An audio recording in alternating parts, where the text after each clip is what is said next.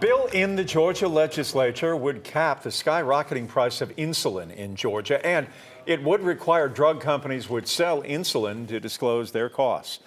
11 Alive's Doug Richards takes a look at how it would work. This is a Republican bill that really targets the pharmaceutical companies that market and set prices for insulin. I was diagnosed at the age of 7 in second grade. Dan Thrailkill has taken insulin injections every day for 3 decades.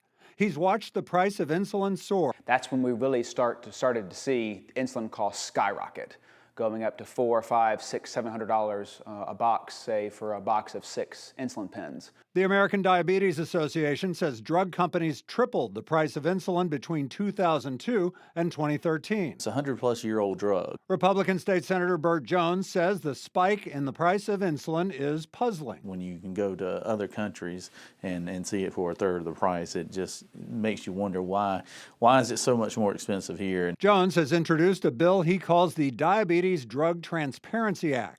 It would cap the price of a vial of insulin at $150. It would also make drug companies report their cost to produce insulin, the cost of advertising and marketing insulin, their annual profit from insulin, an explanation for price increases, and the amount of financial assistance they give to patients who need it.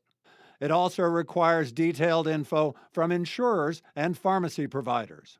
Thrailkill says it's unclear to him what, if anything, can keep insulin costs down. I'm in favor of a lot of that stuff, but I'm also cautiously optimistic to see what the results of some of these programs and bills and conversations that are going on, what the results actually lead to. The state of Nevada enacted a similar law in 2017 that advocates describe as groundbreaking. The question is whether Georgia will follow suit between now and the time the legislature adjourns this spring.